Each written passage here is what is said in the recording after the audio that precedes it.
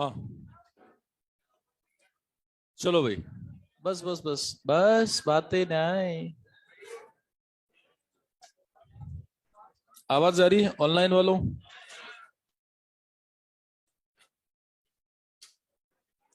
Online वालों, आवाज आ रही है? ठीक है भाई।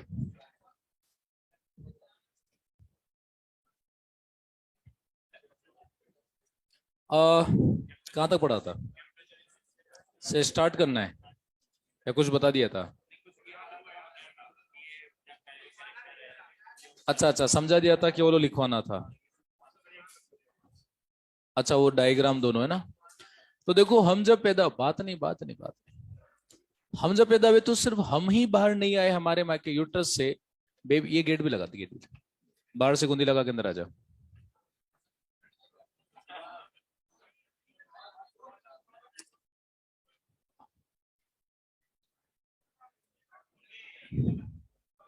ये ऐसी ऐसी क्यों बंद करके तुम लोगों ने? गर्मी नहीं लग रही? अभी चलवाते रुको। अरे अब गर्मी आ गई है तो दादा हूँ ना, क्या है करो, है ना? चलो सुनो। ऐसी चला रखी है, खिड़कियां खोल रखी है। कौन से गांव से आए हो भाई? बंद करो, बंद करो।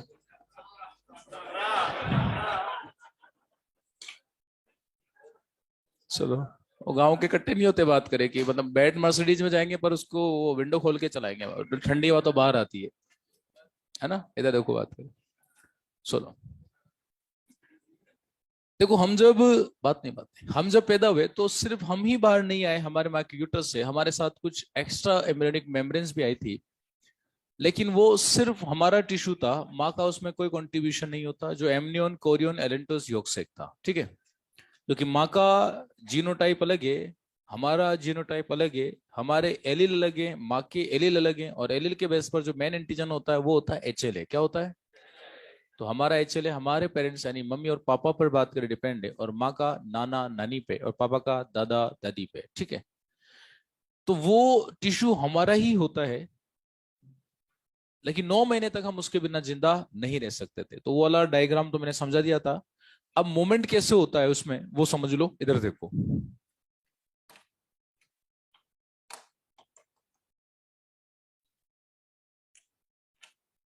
देखो, ये मैंने लिखा पीजीसीज। क्या लिखा?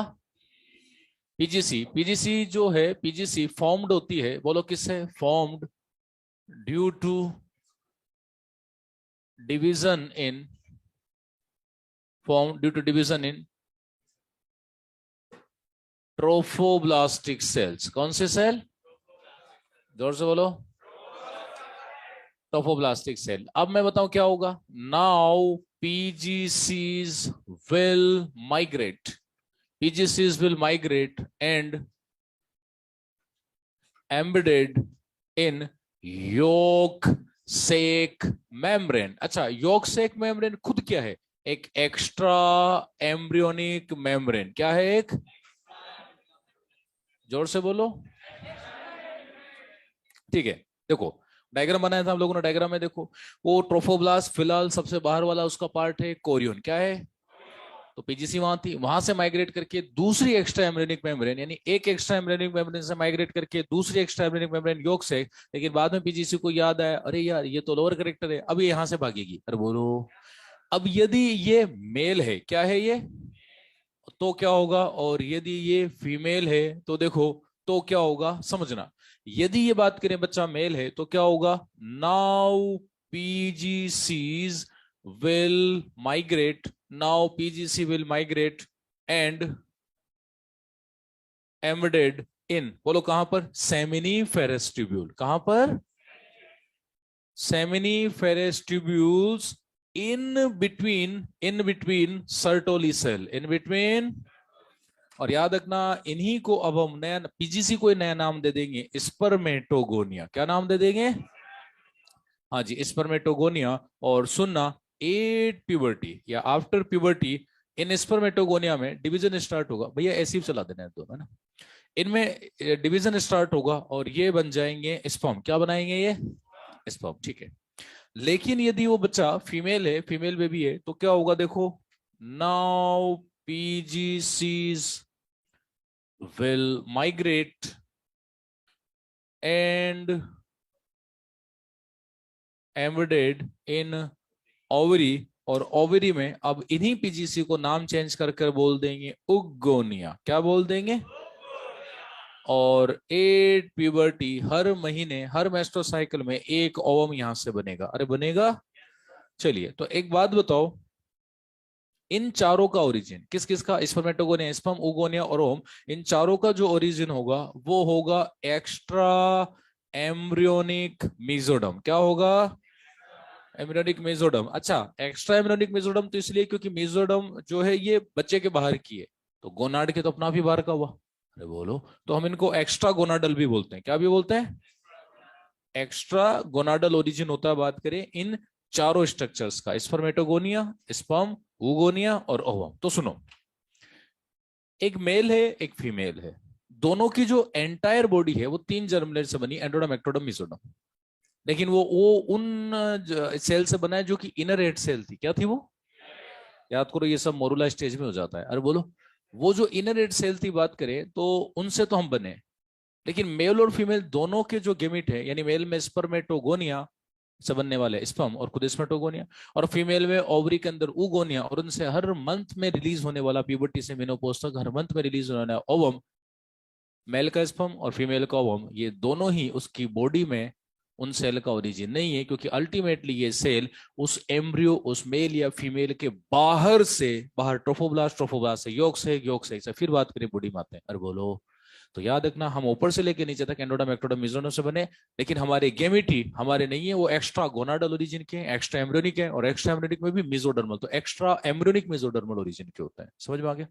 अरे बोलो, तो क्वेश्चन पहले कई बार आता था, बच्चे डाउट होते, या तो रटना पड़ता था, अब रटना नहीं पड़ेगा, टिप्स पूरा समझ में आ गया। बोलो चैंपिए।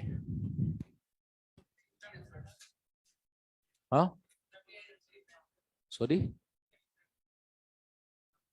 हाँ, एक्स्ट्रा का मतलब यहाँ बाहर होता है, एक्स्ट्रा मतलब, तो जो मेल का स्पर्म है और फीमेल का जो बात करें अंडा है, वो उसके ओवरी या टेस्टिस का अल्टीमेट ओरिजिन शो नहीं कर रहा, वो तो बाहर से आए, तो बाहर मतलब एक्स्ट्रा। आ गया? अच्छा, एक्स्ट्रा मतलब बाहर उतारे बाबा। हाँ। आज ये क्लास में एकदम से कटप्पाओं की संख्या कैसे बढ़ गई? ये तुम हेयर कट क्यों करा रहे हो? कटप्पा हेयर कट उसने कराया, दो ये करा रखे इधर। अच्छा, गर्मी आ रही है इस वजह से। ये देख, एक और बैठा हुआ है।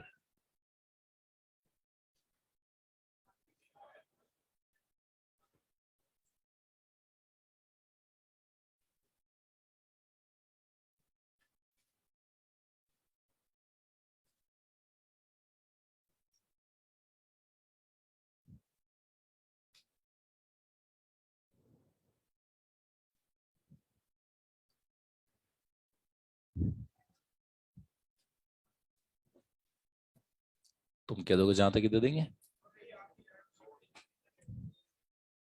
हैं? छोड़ दे, टेस्ट ही ना ले।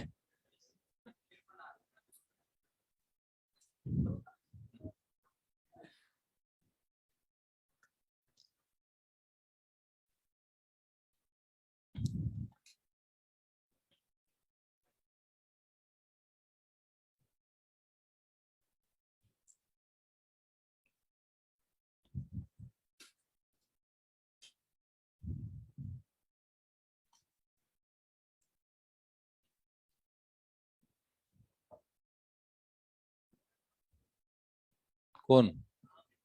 कौन बोला? क्या लेने आया था?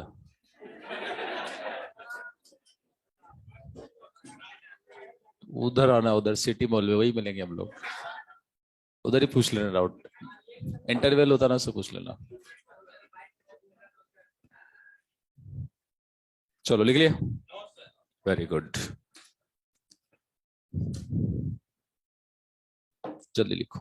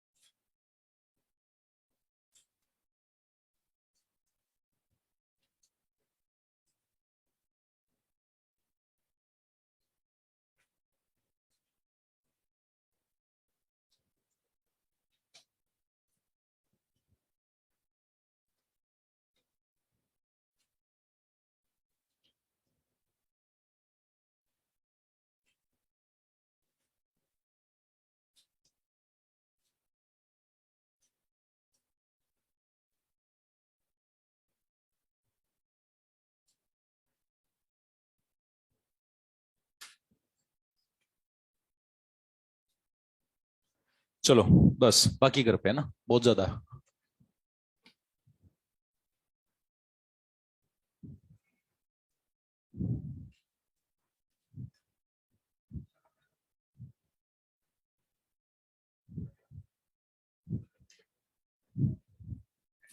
बातचीत नहीं।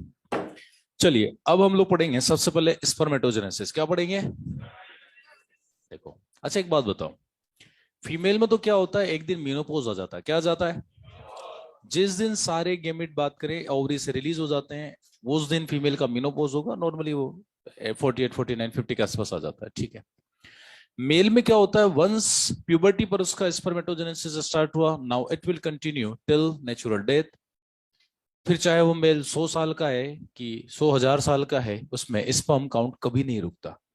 आप कहेंगे सर ऐसा कौन सा डिवीजन हो गया? भाई आई तो पीजीसी है। तो कोई भी सेल जब डिवीजन करती है, कोई भी सेल है, जैसे सेल है, अब ये चाहे माइटोसिस करे मियोसिस करे कुछ भी करे, अरे सेल तो स्पर्म बनाने में कंज्यूम होगी। तो ओरिजिनल सेल तो फिनिश है, खत्म होनी चाहिए ना। मेल में खत्म ही नहीं होती, क्योंकि मेल में जो स्पर्मेटोजेनेसिस का जो तरीका होता है, जो पैटर्न होता है, वो बड़ा ही वियर्ड होता है और इतना खतरनाक होता है कि मेल चाहे कितने भी साल जिए, मैं बोल रहा हूं मेल 1 करोड़ साल जी लेगा तो भी स्पर्म बनेंगे उसमें। आप कहेंगे सर ऐसा कैसे? देखो तरीका ही बड़ा अनोखा होता है। कैसे? समझो। ये रही पीजीसी। क्या रही है? पीजीसी में जब भी डिवीजन होता है, ये हमेशा दो तरह की स्पर्मेटोगोनिया बनाती है, ए और बी। और बी क्या करेगी? स्पर्मेटोजेनेसिस प्रोसीजर में आके स्पर्म बनाएगी। क्या बनाएगी? जोर से बोलो। और ए फिर से डिवीजन करके ए और बी बनाएगा, और बी फिर से स्पर्मेटोजेनेसिस प्रोसीजर में आके स्पर्म बनाएगा, और ए फिर से डिवीजन करके ए और बी बनाएगा, बी बात करके स्पर्म बनाएगा, ए फिर से डिवीजन करके ए और बी बनाएगा, और बी फिर से स्पर्म बनाएगा। तो सुनो, ना तो कभी स्पर्म का प्रोडक्शन रुकेगा, ना कभी ओरिजिनल पीजीसी खत्म होगी, क्योंकि वो एक ही फॉर्म में मेंटेन रहेगी। बोलो। तो मेल 100 साल का नहीं भाई, वो बिग बैंग से पुराना मेल है, बात करें जो है, तो भी उसमें स्पर्म बनेंगे। समझ में आया? क्यों? क्योंकि बड़ा ही मतलब अनोखा तरीका ढूंढ लिया नेचर ने कि ए और बी बनेगा, और ए की फॉर्म में ओरिजिनल पीजीसी मेंटेन है, और बी लगातार स्पर्म बनाएगी। तो मेल जितने टाइम जिंदा रहेगा उसमें स्पर्म हमेशा बनेंगे टिल नेचुरल डेथ। समझ में आया भाई? अरे बोलो। इस तरीका होता है। अब स्पर्मेटोजेनेसिस को वैसे तो मैं एक बार आपको ब्रीफ में पढ़ा भी चुका हूं, याद करो। पढ़ाया था ना 4 5 2 3 लेक्चर पहले। आज दोबारा डिटेल से पढ़ो, इधर देखो, सुनो। ये मैंने लिखा, ये लिखा पीजीसी। क्या लिखा? जल्दी से बताओ, पीजीसी का ओरिजिन बताओ। Extra embryonic mesoderm. क्या है? Extra embryonic mesoderm. पीजीसी में सबसे पहले होगा माइटोटिक डिवीजन। क्या होगा? अच्छा, साथ साथ में इनका कैरियोटाइप भी लिख देता हूं। ये डिप्लॉयड होगा और 44 प्लस एक्स वाई होगा। माइटोटिक डिवीजन होगा तो हमेशा दो तरह की स्पर्मेटोगोनिया बनेगी। एक बनेगी मेरे भाइयों स्पर्मेटोगोनिया ए, और एक बनेगी स्पर्मेटोगोनिया बी। बोलो ए क्या करेगी? ए फिर से डिवीजन करके बात करें, ए और बी बनाएगी। ए फिर से क्या करेगी? ए और बी बनाएगी। तो किसी भी बी को प्रोसीजर में ले लो। चलो इस बी को ले लेते हैं। अरे बोलो। तो अब ये ग्रोथ करेगी। क्या करेगी? खाएगी पिएगी मोटी हो जाएगी, और अब इसको बोलेंगे प्राइमरी स्पर्मेटोसाइट। क्या बोलेंगे? अच्छा ये सब डिप्लॉयड है। 44 प्लस एक्स वाई, ये भी वही है 44 प्लस एक्स वाई, ये भी वही है 44 प्लस एक्स वाई। अच्छा ग्रोथ हुई। अब हमें करना पड़ेगा मियोसिस। क्या करना पड़ेगा? याद करो, मियोसिस 2 स्टेप में होता है। मियोसिस फर्स्ट और सेकंड पढ़ा चुका है तो। अरे बोलो। तो सबसे पहले होगा फर्स्ट मियोटिक डिवीजन, जो कि रियल रिडक्शन डिवीजन होता है। नंबर ऑफ क्रोमोसोम हाफ होंगे, तो एक प्राइमरी से दो सेकेंडरी स्पर्मेटोसाइट बनेगी। क्या बनेगी? दो सेकेंडरी स्पर्मेटोसाइट, और ये दोनों हैप्लॉइड होगी। तो भाइयों एक तो बन जाएगा 22 प्लस एक्स, और एक बन जाएगा 22 प्लस वाई। ठीक है। फिर यहां सेकेंड मियोटिक डिवीजन होगा। क्या होगा? यहाँ सेकेंड मियोटिक डिवीजन होगा, और सेकेंड मियोटिक डिवीजन होगा तो दो से बनेंगे चार, और उनको हम लोग बोलते हैं स्पर्मेटिड्स। क्या बोलते हैं? और चारों स्पर्मेटिड हैप्लॉइड होंगे, तो दो तो बनेंगे 22 प्लस एक्स, 22 प्लस एक्स। दो बन जाएंगे 22 प्लस वाई, 22 प्लस वाई। और बोलो। अब जो बनाना था बना दिया, लेकिन फाइनली हमें स्पर्म चाहिए, तो उस गोल मटोल सी सेल को खींच के लंबा कर देंगे और उसको सर्टोली सेल का उसका रोल होता है। और इसी को हम लोग कई सारे नाम बोलते हैं, इसको स्पर्मियोजेनेसिस बोल दो, मेटामॉर्फोसिस बोल दो, ट्रांसफॉर्मेशन बोल दो, स्पर्मेटोलियोसिस बोल दो, कुछ भी बोल दो। एनसीईआरटी के अकॉर्डिंग ये होता है स्पर्मियोजेनेसिस। क्या होता है?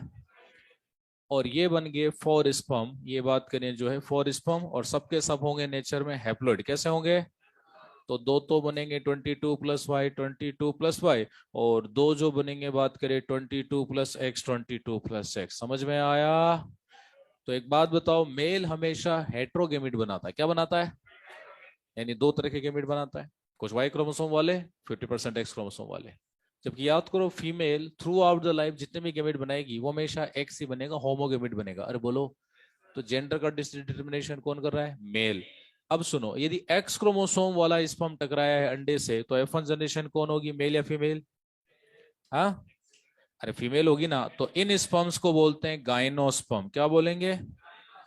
और यदि वाई क्रोमोसोम वाला स्पर्म टकराया है तो इसको हम लोग बोलेंगे एंड्रोस्पर्म। क्या बोलेंगे? जोर से बोलो। एंड्रोस्पर्म। अब सुनना, ये पीजीसी से लेके जो ए और बी का जो डिवीजन हुआ है, इसी को हम लोग बोलेंगे भाइयों मल्टीप्लिकेशन फेज। क्या बोलेंगे? फिर यहां से लेके यहां तक इसको हम लोग बोलेंगे ग्रोथ फेज। क्या बोलेंगे? और यहां से लेके स्पर्म बनने तक के पूरे प्रोसीजर को बोलेंगे मैच्यूरेशन फेज। क्या बोलेंगे? और एक बात याद रखना, मैच्यूरेशन फेज लॉन्गेस्ट फेज होता है। क्या होता है ये? मैच्यूरेशन हमेशा ही लॉन्गेस्ट होता है, चाहे स्पर्मेटोजेनेसिस हो चाहे oogenesis हो। और oogenesis होता है एक्सेप्शनली, ये 50-50 साल का होता है। अरे बोलो, टोटल स्पर्मेटोजेनेसिस में लगता है 65 से 74 डेज का टाइम, और उसमें लॉन्गेस्ट टाइम आपको सबसे ज्यादा टाइम बात करें मैच्यूरेशन में लगेगा। किस में लगेगा? मैच्यूरेशन में। समझ में आ रहा है चैपू?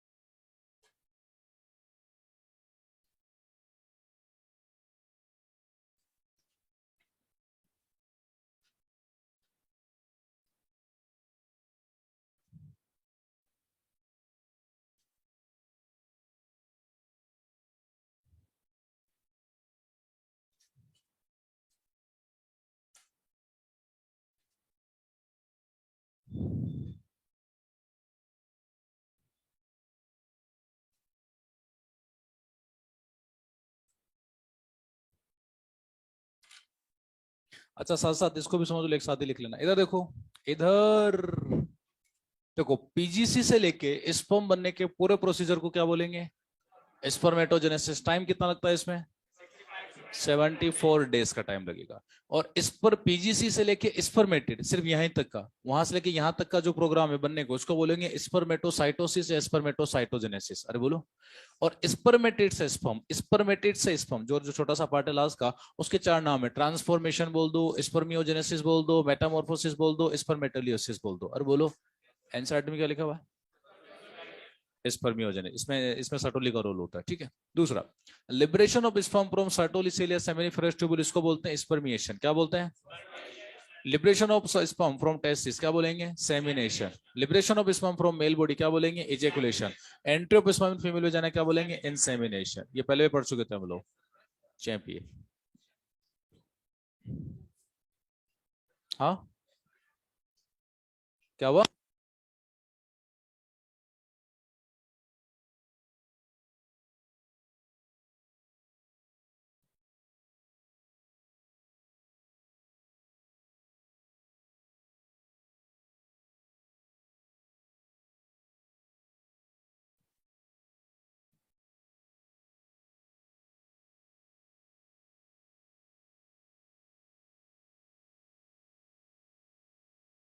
ये जो पीजीसी से स्पर्मेटिड लिख रखा है ब्रैकेट में, एक्स नॉट इन एक्स, ये क्या है होता भैया? ये कुछ नहीं होता, काटो उसको। ये पता नहीं क्या लिख लिया, काटो उसको, कुछ नहीं होता ऐसा। ये जो लिख रखा है ना यहाँ पे नोट्स में, ये कुछ नहीं होता, ऐसा कुछ होता ही नहीं है। एक्स में एक्स नहीं, ये क्या हो भाई?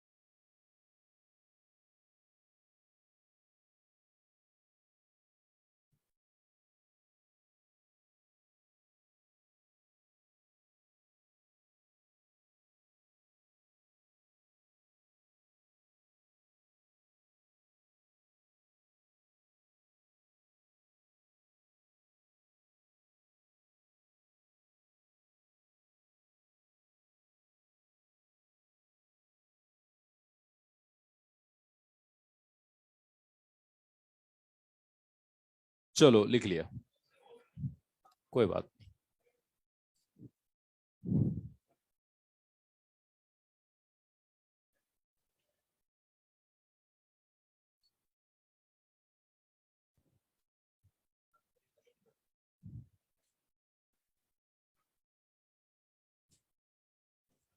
नहीं।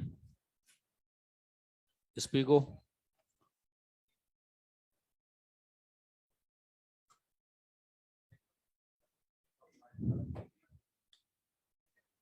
ये कौन बोल रहा?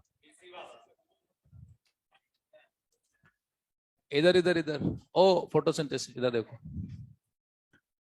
देखो, अब हम लोग पढ़ेंगे स्ट्रक्चर ऑफ स्पर्म। क्या पढ़ेंगे?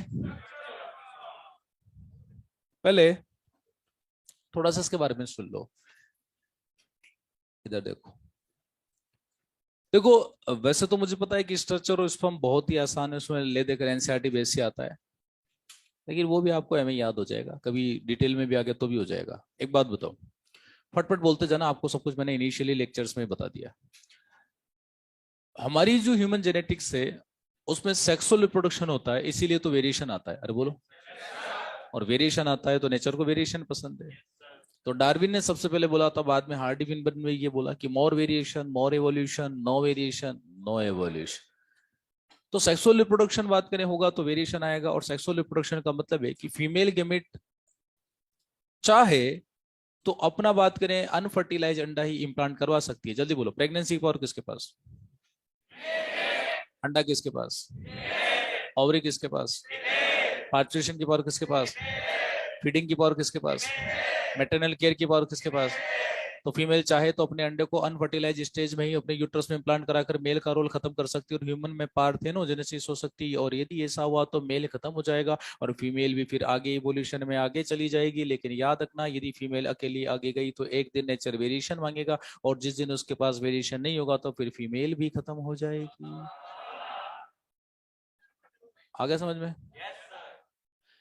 यानी फीमेल भी चाहती है कि फर्टिलाइजेशन हो, गेमेट मेल का भी आए, उसकी भी जेनेटिक्स आए, और दोनों के क्रोमोसोम इंटरमिंगलिंग आई मीन बात करें क्रॉसिंग ओवर करें, और दोनों का रिकॉम्बिनेशन पैदा हो, उनकी F1 जनरेशन जिसमें दोनों के मिक्स करेक्टर आए, और वेरिएशन आएगा तो नेचर किसी ना किसी को तो सेलेक्ट करेगा।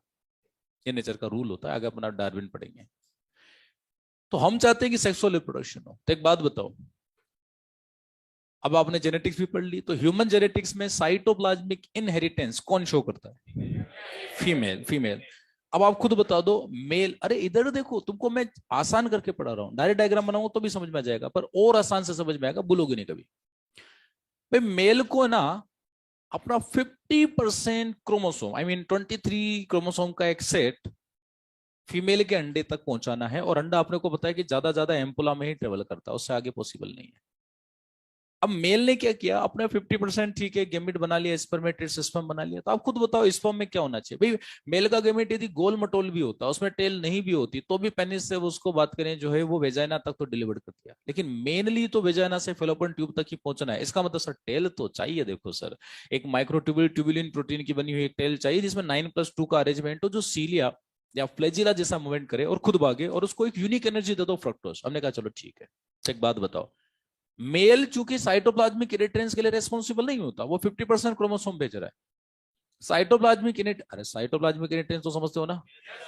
साइटोप्लाज्मिक डीएनए को नेक्स्ट जनरेशन में लेके जाना, तो उसकी जिम्मेदारी सिर्फ फीमेल की है। सिर्फ बोला मैंने, मेल का कोई रोल नहीं है। तो माइटोकॉन्ड्रियल डीएनए, राइबोसोमल डीएनए, इन सबको नेक्स्ट जनरेशन में ले जाने की जिम्मेदारी फीमेल की है। तो एक बात बताओ, अंडे में तो खूब सारा साइटोप्लाज्म होगा, खूब सारे सेल ऑर्गन होंगे, लेकिन जल्दी बताओ स्पर्म में हम चाहते हैं कि स्पर्म लाइट वेट हो कि हैवी वेट हो? क्योंकि हमें सिर्फ 50% क्रोमोसोम भेजने, और पेनिस के थ्रू बात करें मेल ज्यादा उसको भेजाना तक भेज सकता है, यदि उसमें टेल नहीं भी हो तो भी भेज देगा, क्योंकि बात करें तो मस्कुलर मूवमेंट से जरा बोलो। लेकिन वहां से उसको खुद भागना है, और खुद भागना है तो स्पर्म जितना ज्यादा लाइट वेट होगा, क्योंकि उसको सिर्फ 50% क्रोमोसोम लेके जाने हैं। तो जल्दी बोलो, स्पर्म के अंदर साइटोप्लाज्म होगा? No sir. सेल ऑर्गेनल होंगे? No sir. गोल्जी बॉडी होगा? राइबोसोम होगा? एंडोप्लाज्मिक रेटिकुलम होगा? माइटोकॉन्ड्रिया होगा? होगा तो सही, लेकिन इतनी मिनिमम माइट्रोकॉन्ड्रिया देंगे जो सिर्फ टेल का मूवमेंट करवा सके, बाकी उसको कुछ नहीं चाहिए। और न्यूक्लियस के अंदर भी सिर्फ डीएनए रखेंगे, न्यूक्लियोप्लाज्म को निकाल लेंगे, क्योंकि जितना हेवी स्पर्म होगा उतना ज्यादा एनर्जी कंज्यूम करेगा और उधर ही मर जाएगा। अरे बोलो, जितना लाइट वेट स्पर्म होगा उतना भागेगा। तो देखो मैं बताता हूँ स्पर्म की स्ट्रक्चर, डायग्राम बनाने के लिए समझ में आ जाएगा। स्पर्म में क्या होगा सर? ऐसा करो, देखो 50% क्रोमोसोम दे दो। मैंने कहा लो भाई ठीक है, ये 23 क्रोमोसोम, और बता क्या चाहिए? सर 23 क्रोमोसोम आगे लगा देते हैं।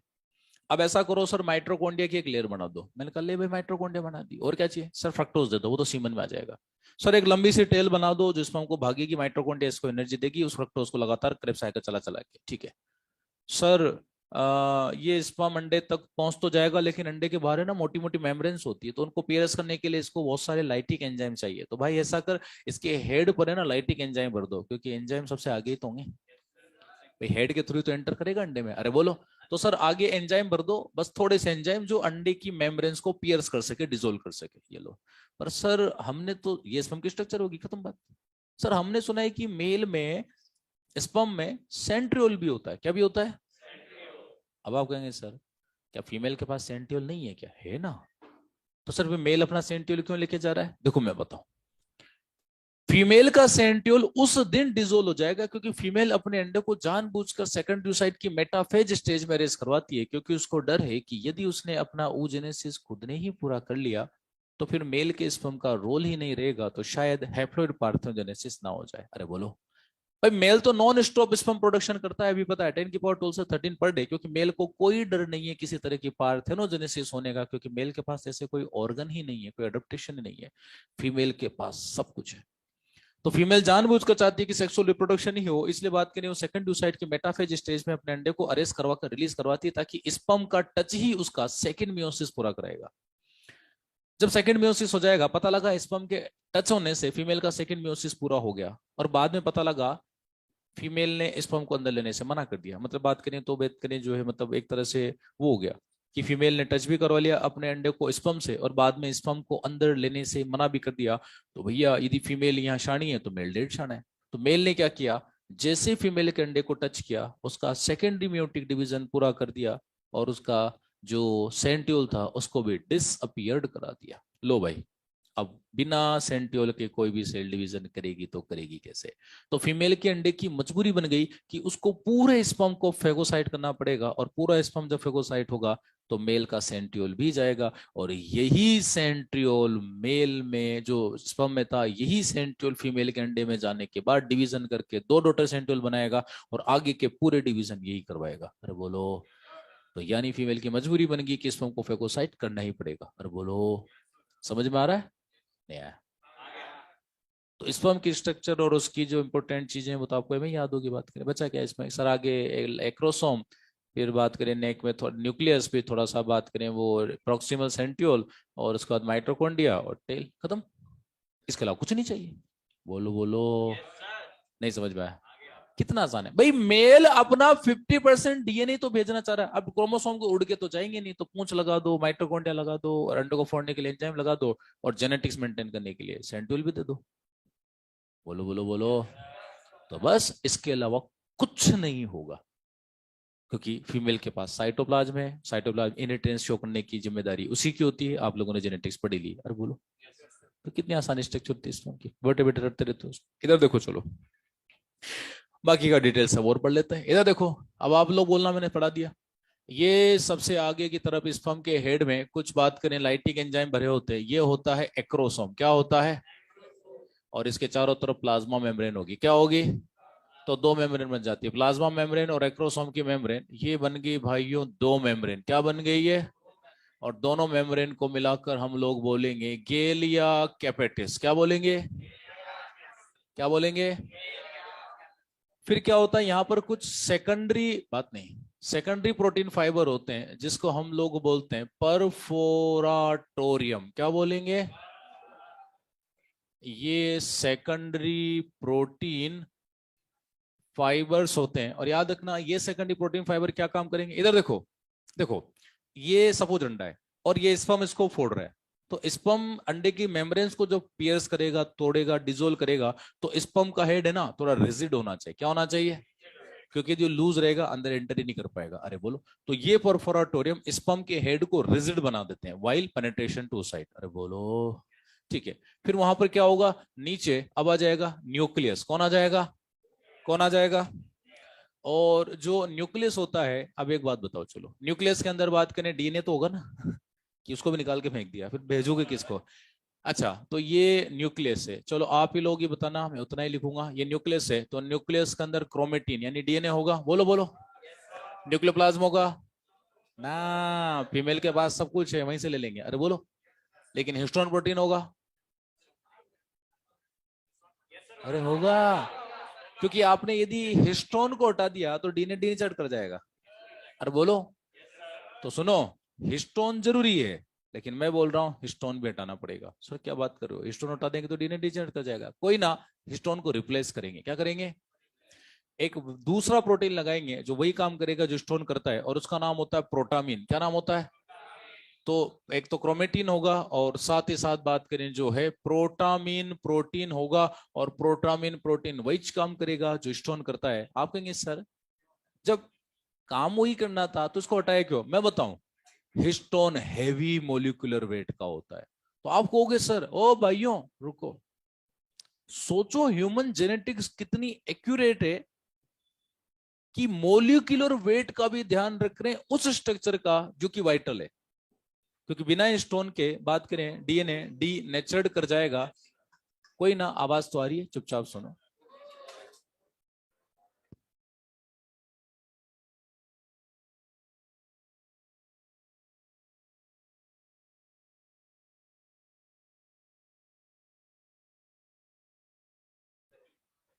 ये आजकल पावर कट इतना ज्यादा हो रहा है, पता नहीं क्यों, दिन में 4-5 पावर कट हो रहा है। नहीं नहीं, ऐसी कुछ नहीं होता। इधर देखो, अच्छा सुन लो सुन लो, ह्यूमन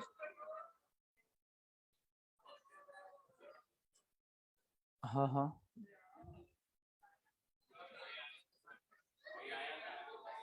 हाँ, तो ये आवाजें निकालना बंद करो, इधर देखो, सुन लो।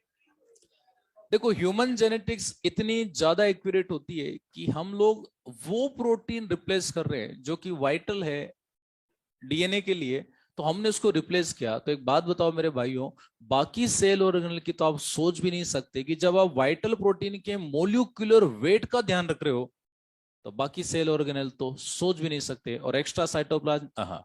अच्छा, दूसरी बात, स्पर्म में साइटोप्लाज्म होगा ही नहीं या ऑलमोस्ट नेग्लिजिबल होगा। ऑलमोस्ट नेग्लिजिबल, क्योंकि किसी भी सेल को, क्योंकि स्पर्म सेल है, बॉडी की स्मॉलेस्ट सेल है, और सेल को सरवाइव करने के लिए एक मिनिमम साइटोप्लाज्म तो रिक्वायर्ड होता है। तो याद रखना, स्पर्म के मिडिल पीस में थोड़ा सा साइटोप्लाज्म होता है, जो मिनिमम रिक्वायर्ड है, बस उतना ही होता है, उससे ज्यादा तो कतई नहीं हो सकता। जब आप किसी प्रोटीन, वाइटल प्रोटीन का मोलिकुलर वेट भी यदि ध्यान रख रहे हो, तो बाकी सेल ऑर्गन और साइटोप्लाज्म तो भूल ही जाओ। अरे बोलो। तो लीस्ट साइटोप्लाज्म होता है, और सेल ऑर्गन सिर्फ उतने ही चाहिए जो कि वाइटल हैं। माइट्रोकॉन्ड्रिया भी उतने ही लगाएंगे जितने उसको एनर्जी देते हैं, एक्स्ट्रा वो भी नहीं लगाएंगे। और बाकी cell organ, Golgi body, ribosome, इनको तो भूल ही जाओ, एंडोप्लाज्मिक रेटिकुलम को। अरे बोलो। चलिए, तो होगा क्या कि प्रोटामिन प्रोटीन आ जाएगा जो वही काम करेगा जो हिस्टोन करता है। अच्छा, प्लाज्मा मेम्ब्रेन इनको रेगुलर बेसिस पर कवर कर रहा है, ये देखो प्लाज्मा मेम्ब्रेन, ठीक है। अब क्या होता है, इस वाले पार्ट को हम लोग बोलते हैं हेड। क्या बोलते हैं? हेड, हाँ जी, ठीक है। फिर क्या, यहाँ दो सेंट्रियोल आते हैं। कितने सेंट्रियोल आते हैं? दोनों सेंट्रियोल एक दूसरे के 90 डिग्री पर होते हैं, ऐसे करके, ठीक है। इस वाले को तो बोलेंगे प्रोक्सिमल सेंट्रियोल। क्या बोलेंगे? जो प्रोक्सिमल सेंट्रियोल होता है ना, ये वो वाला सेंट्रियोल है जो फर्टिलाइज अंडे में क्लीवेज करवाएगा, फर्दर डिवीजन करवाएगा। अरे बोलो। और ये वाला जो नीचे वाला सेंट्रियोल है, इसको हम लोग बोलते हैं डिस्टल सेंट्रियोल। क्या बोलेंगे? और डिस्टल सेंट्रियोल का दूसरा नाम होता है बेसल ग्रेन्यूल। क्या नाम होता है? बेसल ग्रेन्यूल बोल दो, बेसल बॉडी बोल दो। और इसका अरेंजमेंट होता है 9+0। कितना होता है? 9+0 इसका अरेंजमेंट होता है। और याद रखना, ये जो 9+0 का अरेंजमेंट होता है, ये किसी भी सेंट्रियोल का होता है। अच्छा, एक बात बताओ भाई, सेंट्रियोल तो मेल को एक ही देना था, तो फिर दो दो क्यों लेकर आ रहा है? मैं बताऊं, क्योंकि टेल भी तो बनानी है। अच्छा, एक बात बताओ, मैंने इसको बेसल ग्रेन्यूल या बेसल बॉडी पता है क्यों बोला डिस्टल को? क्योंकि यही तो एक टेल का फॉर्मेशन कराएगा, और टेल 9+2 होता है। तो याद करो, जहां से 9+2 ओरिजिनेट होती है उसी को हम बेसल बॉडी बोलते हैं। हाँ, याद करो, भट्टी सर, सेल बायोलॉजी पढ़ी थी आप लोगों ने। अरे बोलो। तो जहां से 9+2 का अरेंजमेंट होता है, और 9+2 माइक्रोट्यूब्यूल ट्यूबुलिन प्रोटीन के बने होते हैं, जो कॉन्ट्रेक्टाइल और मोटाइल होते हैं, वो मूवमेंट करवाएंगे। तो जो फ्लेजिला होता है, जो सीलिया होता है, एक्चुअली स्पर्म की टेल भी वही होता है, और सिंगल सीलिया होता है। अरे बोलो। तो यहां से ये देखो, 9+2 का, एक बात करें, सीलिया ओरिजिनेट हो रहा है, देखा जाए तो एक सीलिया ओरिजिनेट हो रहा है, जो इस तरह से बात करें जा रहा है। तो ये जो बना है, ये जो सीलिया लाइक स्ट्रक्चर है, बिल्कुल सेम वही 9+2 होता है, बस इसी को हम लोग बोलेंगे एक्सोनीमा। क्या बोलेंगे? या इसी को बोला जाता है एक्सेल फिलामेंट। क्या बोला जाता है? और इसका अरेंजमेंट कितना होता है? 9+, कौन से प्रोटीन का बना हुआ है? जोर से बोलो। ट्यूबुलिन। क्या ये कॉन्ट्रेक्टाइल प्रोटीन होता है? तो इसीलिए मूवमेंट करता है। बैक्टीरिया के फ्लैजिला भी यही होता है, सीलिया भी यही होता है। तो एक तरह से स्पर्म की जो टेल है वो एक सिंगल सीलिया होता है। समझ में आ रहा है? चलिए, तो क्या होता है कि प्लाज्मा मेम्ब्रेन इसको रेगुलर बेसिस पे कवर करेगी, तो मिड में चूंकि ऑर्गेनेल्स कम है, तो थोड़ी नैरो पार्ट हो जाएगा, फिर नीचे की तरफ वापस से डायलेटेड पार्ट हो जाएगा।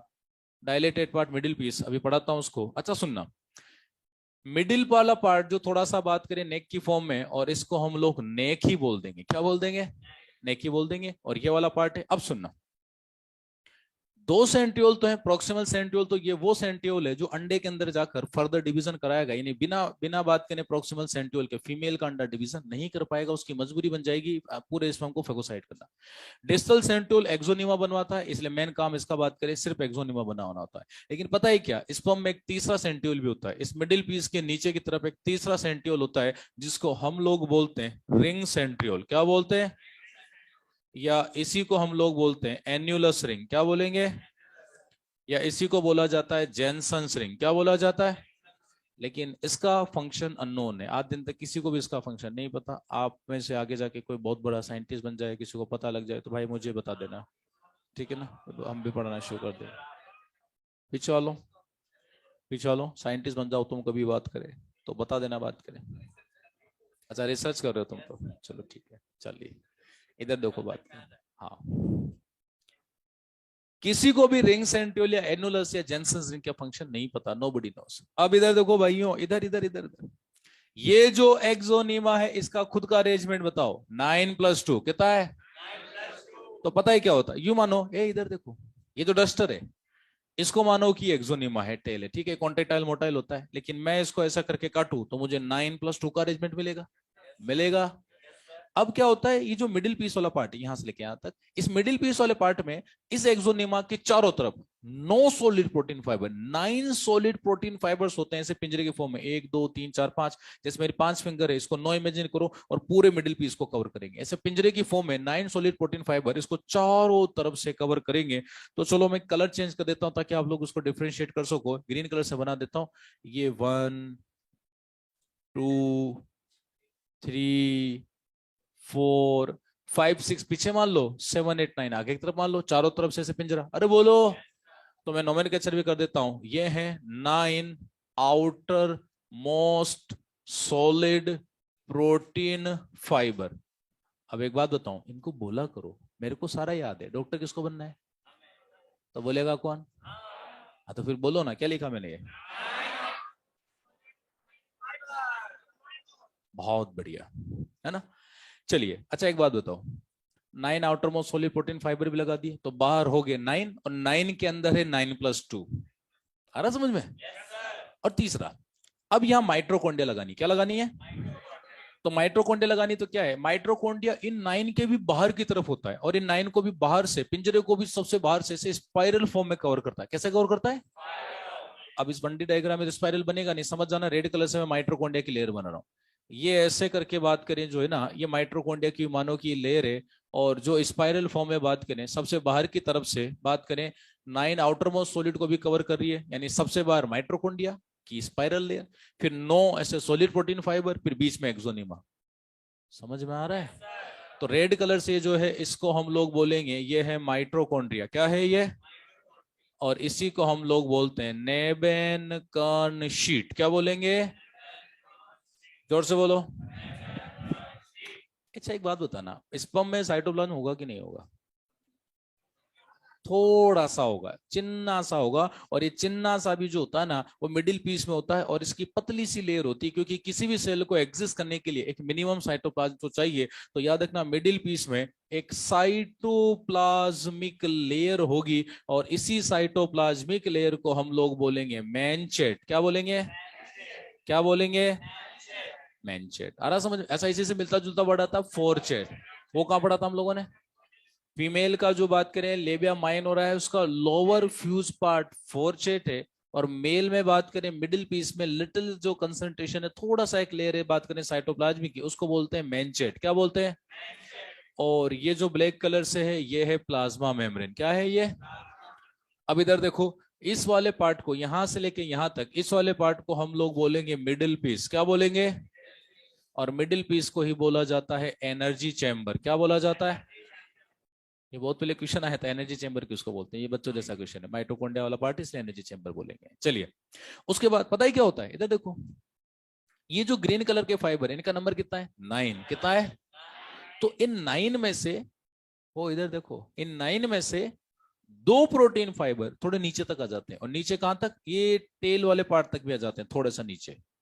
9 में से 2 नीचे आ जाते हैं, 7 वहीं के वहीं रहेंगे, वो मिडिल पीस में रहेंगे, 9 नीचे, 2 नीचे तक आ जाएंगे, और प्लाज्मा मेम्ब्रेन इनको कवर करेगी करेगी और लास्ट तक कवर करेगी। इधर देखो, ये प्लाज्मा मेम्ब्रेन। अच्छा एक बात याद रखना, ये हेड, नेक और मिडिल पीस, इनकी जो टोटल लेंथ है वो टोटल स्पर्म की लेंथ का मात्र 10% होता है। यानी प्रैक्टिकली यदि अपन डायग्राम भी बना रहे रेशियो वाइज, तो मैंने यहां से लेके यहां जितना बनाया, मुझे उसकी टेल को 9 गुना लंबा बनाना पड़ेगा, वहां तक हो जाएगा। अरे बोल, 90% पास सिर्फ टेल होता है। अब ये क्वेश्चन आपके नीट में भी आया था कि डिस्टल सेंट्रियोल जो होता है वो क्या करता है, बोले वो टेल बनाता है। क्या बनाता है? अब तुम बोलोगे सर मिडिल पीस में भी तो उसका पार्ट आ रहा है, तो मिडिल पीस में जरा सा पार्ट है, मैक्सिमम तो टेल ही बना रहा है ना। तो क्वेश्चन आए कि डिस्टल सेंट्रियोल का फंक्शन बताओ, आंसर क्या लगाओगे? टेल। ये मॉड्यूल में भी क्वेश्चन कई बच्चे जान खाते हैं जबरदस्ती में कि सर आपने तो मिडिल पीस में भी उसको बना रखा है, अरे मिडिल पीस जरा सा पार्ट है, मेनली तो टेल बनाने के लिए नीचे की तरफ जा रहा है। समझ में आया? तो टेल ही आंसर जाएगा, मिडिल पीस आंसर नहीं जाएगा। चलिए अच्छा सुनना, तो टेल में भी फिर दो पार्ट हो गए। टेल में वो वाला पार्ट जहां सिर्फ एक्सोनिमा है, और टेल का वो पार्ट जहां एक्सोनिमा तो है ही सही, साथ साथ दो सोलिड प्रोटीन फाइबर ही है, तो इस वाले पार्ट को तो बोलेंगे प्रोक्सिमल। क्या बोलेंगे? इसको तो हम लोग बात करें प्रोक्सिमल पार्ट बोलेंगे, और रिमेनिंग पार्ट को हम लोग बोलेंगे डिस्टल पार्ट। क्या बोलेंगे? Distal part. चलिए अब इन सब का अरेंजमेंट लिख लेते हैं। क्या लिख लेते हैं? और दोनों को मिलाकर ये बात करें, टेल बोला, अब इनका अरेंजमेंट लिख लेते हैं। ओ भाइयों, सबका अरेंजमेंट लिख लेते हैं। लिखे? चलिए, नेक हेड में तो कुछ है ही नहीं, तो नेक से शुरू करते हैं। कलर में चेंज कर देता हूं, रेड कलर से लिखता हूं। नेक का अरेंजमेंट होगा 0 + 9 + 0। कितना होगा? ये 9 + 0 कौन है? सेंट्रियोल। और बाहर कुछ नहीं है तो मैंने 0 लगा दिया। अरे बोलो, समझ में आ रहा है ना? चलिए मिडिल पीस में बताओ कितना होगा? 9 + 9 + 2। ये 9 कौन है? Outer solid most protein fibre, outer most solid protein जो ग्रीन कलर से बना रखे। और ये 9 + 2 कौन है? एक्सोनिमा। एक्सोनिमा समझ में आ रहा है ना? अच्छा, प्रोक्सिमल पार्ट में बताओ 2 + 9 + 2। 9 + 2 कौन है? एक्सोनिमा। और 2 कौन है? ये दो सॉलिड प्रोटीन फाइबर। और डिस्टल पार्ट में बताओ 0 + 9 + 2। 9 + 2 कौन है? एक्सोनिमा। और 0 कुछ भी नहीं है। अरे बोलो, नहीं समझ में आया? आ रहा है समझ में? अब सुनो, मैंने क्या किया, इस स्पर्म को ये मिडिल पीस वाले पार्ट से इसका ले लिया टीएस। क्या ले लिया? ताकि एक बार और अच्छे समझ, और मैं सेम कलर यूज करूंगा ताकि आपको और अच्छे समझ में आ जाए। ये टीएस और मिडिल पीस हम लोग ले रहे हैं। ये डायग्राम मैं यहां बना रहा हूं। ये टीएस, ये है प्लाज्मा मेम्ब्रेन। क्या है ये? और आप लोग बोलो क्या है ये ब्लू कलर से एक पतली सी बात करें लेयर होती है साइटोप्लाज्म की, तो ये मैंने लिख भी दिया, ये है साइटोप्लाज्मिक लेयर। कौन सी लेयर है? अच्छा, अब कौन आएगा बोलो? माइट्रोकॉन्ड्रिया या outer most solid protein fibre? अरे माइट्रोकॉन्ड्रिया आएगा ना दुष्टों। इधर देखो भाई, बीच में एक्सोनिमा, फिर चारों तरफ 9 सॉलिड प्रोटीन फाइबर, और उनके चारों तरफ माइट्रोकॉन्ड्रिया। तो बाहर तो माइट्रोकॉन्ड्रिया आएगी ना। इसीलिए डायग्राम बना रहा हूं मैं टीएस, बता के आपको अच्छे से डिस्टिंग्विश कर सको। तो माइट्रोकॉन्ड्रिया इधर देखो, ऐसे स्पाइरल फॉर्म में होती है। स्पाइरल तो बना नहीं पाएंगे, टीएस बना रहे हैं तो रिंग बना देते। क्या बना देते हैं? कलर में वही रख रहा हूं जो वहां रखा था, रेड कलर की माइट्रोकॉन्ड्रिया, यहां भी रेड कलर के मार्कर से बना रहा हूं। ये तो ये वाला पार्ट ये है माइट्रोकॉन्ड्रिया। क्या है ये? बोलो अब इसके अंदर कौन आएगा? Outer most. वहां कौन से कलर से बना है? तो यहां भी ग्रीन से। 9 सोलिड प्रोटीन फाइबर होते हैं, 1 2 3 4 5 6 7 8 और ये 9। नॉमेनक्लेचर कर देता हूं। 9 outer most solid protein fibre. समझ में आ रहा है? चलिए, फिर क्या होता है? सेंटर में आता है एक्सोनिमा। कौन आता है? तो एक्सोनिमा का खुद का अरेंजमेंट कितना है? बोलो बोलो कितना है? 9 + 2। तो 9 जो होते हैं डबलेट होते हैं कि ट्रिपलेट होते हैं?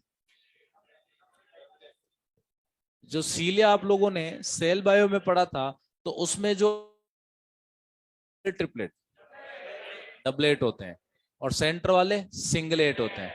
आओ नोट्स में उस बच्चे ने ट्रिपलेट बना रखा, गलत बना रखा, डबलेट होनी चाहिए। वो पता नहीं एक एक्स्ट्रा खुद की मर्जी से लगा दिया उसने, है ना? इधर देखो क्या हुआ। मैं सेंट्रियोल की बात नहीं कर रहा, मैं टीएस की बात कर रहा हूँ। सेंट्रियोल में तो 9 + 0 होता, तो सेंट्रियोल में तो ट्रिपलेट ही होता, लेकिन मैं सेंट्रियोल थोड़ी बना रहा हूँ भाई, मैंने मिडिल पीस का टीएस लिया है। इधर देखो, अरे इधर देखो पहले, ये डबलेट होंगे बाहर वाले। उस बच्चे ने ट्रिपलेट बना रखे हैं, गलत है, वो डबलेट होंगे। और सेंटर में 2 सिंगलेट होंगे। तो ये तो मैंने लिखा 9 आउटर डबलेट प्रोटीन फाइबर।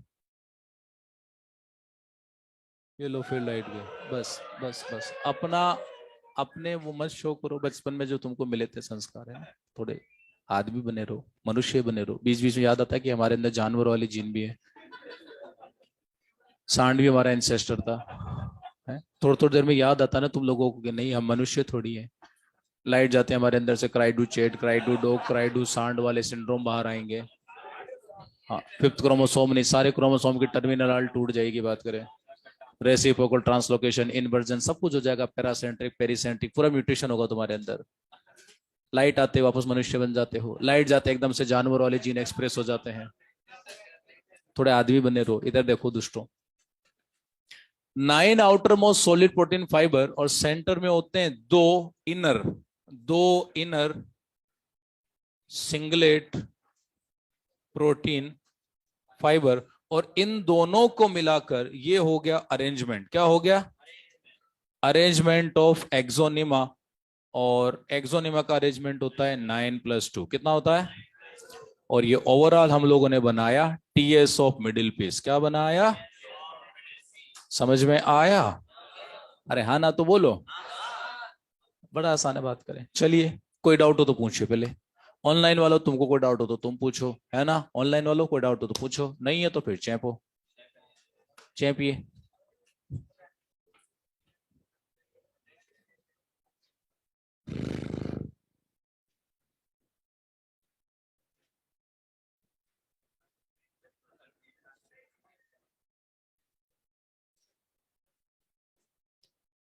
बचपन में जब हम स्कूल में पढ़ते थे ना, तो आधे आधे घंटे के लेक्चर होते थे,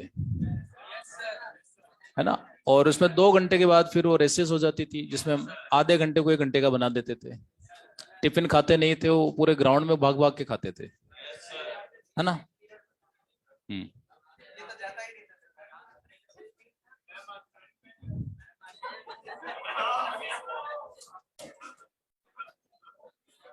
और फर्स्ट सेकंड स्टैंडर्ड तक तो बच्चे पढ़ने का आ जाते हैं और टिफिन खा के वापस आ जाते हैं। वहां स्लाइड होते हैं, स्लाइड वाइड खेला, झूले झूले, वापस चलो, टाइम हो गया। और कुछ बच्चे तो खाने टिफिन खाने जाते थे, कि जाते टिफिन खाते थे फिर वापस आ जाते थे, फिर दूसरों के खाते थे।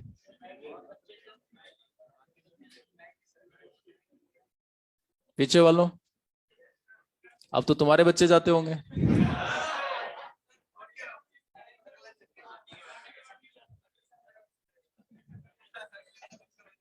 पीछे वालों, तुम्हारे बच्चे नर्सरी में है ना अभी?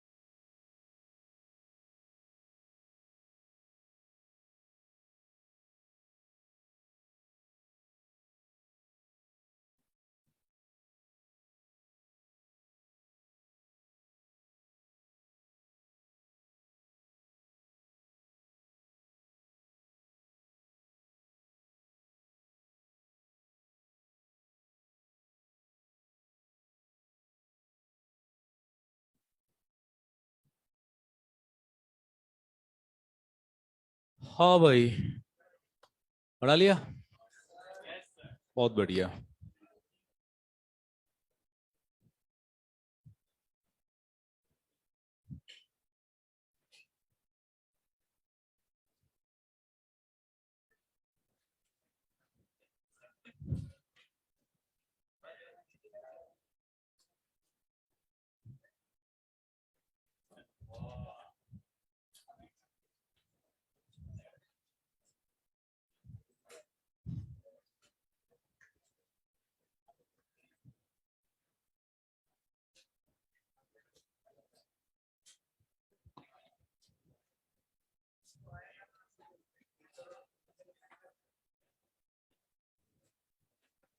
हाँ चलिए इधर देखो। बातचीत नहीं, बातचीत नहीं। ठीक है, इधर देखो क्या होता है कि फीमेल जो अपना एग रिलीज करती है वो रिलीज करती है सेकेंडरी oocyte की मेटाफेज स्टेज। कौन सी स्टेज? अब फीमेल का एग होता कैसा है, इधर देखो। ये जो अंडा होता है ये सेकेंडरी oocyte की मेटाफेज स्टेज में रिलीज हुआ है, और इसके चारों तरफ दो एग मेम्ब्रेन्स होती है। अंदर की वाली जो एग मेम्ब्रेन्स होती है जो अंडे के पास होती है, मतलब उस साइज के गैमेट के पास होती है, ये म्यूकोपॉलीसेकेराइड और ग्लाइकोप्रोटीन्स की बनी होती है, और इसको हम लोग बोलते हैं, बोलो क्या बोलते हैं? और बाहर की तरफ भी एक लेयर होती है, 2n सेल्स की बनी हुई एक लेयर होती है, जिसमें कुछ स्पेशल ग्रेन्यूल्स होते हैं, इसलिए सेल्स को तो बोलते हैं ग्रेनुलोसा सेल्स, और लेयर को बोलेंगे, ओवरऑल बात करें जो है क्या बोलेंगे?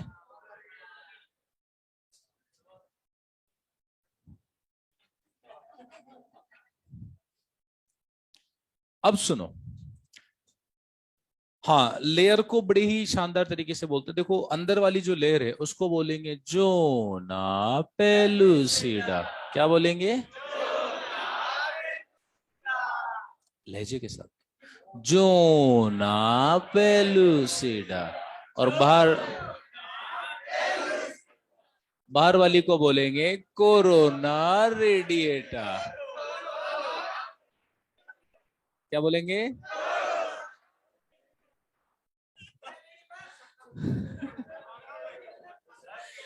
अच्छा अच्छा, अरे एक्चुअली क्या हुआ देखो कि ये मैं जब से पढ़ा रहा हूँ ना, 11 साल हो गए पढ़ाते हुए, तो तब से मैं हमेशा इसको ऐसे बोलता था। तो कई बार होता ना कि बच्चे इसको याद करके पढ़ा, टीचर की याद आ जाती है। ऐसा कि वो एक दिन बीएचयू में एक बच्चा है अश्विनी करके, अभी उसका 4-5 दिन पहले एमबीबीएस फिनिश हुआ है, तो मैंने उसको कॉन्ग्रेचुलेट भी किया था, व्हाट्सएप पे उसने स्टेटस लगा रखा था।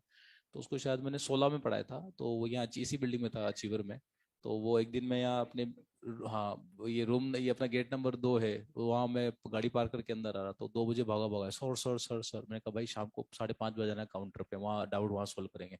बोले सर मैं तो पास हो गया, मैं तो फर्स्ट ईयर एमबीबीएस में बीएचयू में, मैं तो। मैंने कहा बड़ी बात है, और बता क्या हाल है तेरे? बोले सर बढ़िया। मैंने कहा यार बेटा शाम को 5:30 बजे अभी तो मेरी क्लास है, आप और आराम से अपने काउंटर बैठ के गप्पे लगाएगी, क्योंकि अब तो डॉक्टर बन गया, वो भी बीएचयू का, one of the top college. तो फिर वो जो शाम को आया 5 बजे, यही काउंटर बैठ के फिर बातें करने लगे। बोले सर एक दिन तो ऐसे क्लास में आपकी याद आ गई। मैंने कहा मेरी याद क्यों आई भैया क्लास में? कि सर हम जितने बच्चे थे, एक दिन क्या हुआ कि हमारे को वो आई बात करें, हमारे प्रोफेसर आए और उन्होंने डायग्राम बनाया ये वाला, और बोला कि inner layer that is made up of glycoprotein and the layer is called zona pellucida, what it is called. तो मैक्सिमम बच्चे सर आपसे पढ़े हुए, तो वो उसी टोन में बोले जिस टोन में आप पढ़ाते थे, जोनापोलिसिडा। तो वो जो प्रोफेसर था वो एकदम से सकवा खा गया, बोले यार ये क्या हो रहा है? फिर जो उन्होंने बोला चलो ठीक है, गलती से बोल दिया होगा इन्होंने। फिर उन्होंने बोला कि outer layer that is called, that is made up of granulosa cells and the layer is called corona radiata, what it is called. बच्चे बोलते कोरोना रेडिएटा। तो उस दिन पता लगा भाई तू भी आर सर से? बोले हाँ मैं भी आर सर से। तो सर मैक्सिमम बच्चे हो 30-35 बच्चे तो आपसे पढ़े हुए थे बात करें, क्योंकि मैं मैक्सिमम टॉपिक यही पढ़ाता हूँ, रिप्रोडक्शन वगैरह। तो बच्चे थे। अरे तालियां मत बजाओ।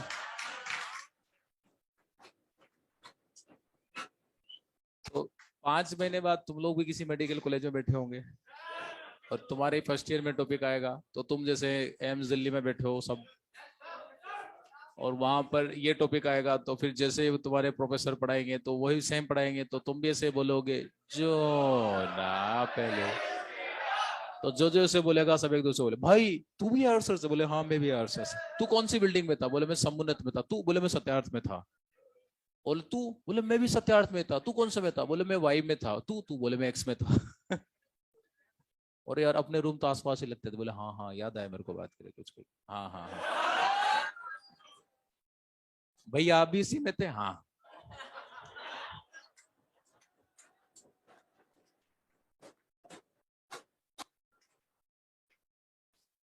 इधर देखो बात कर,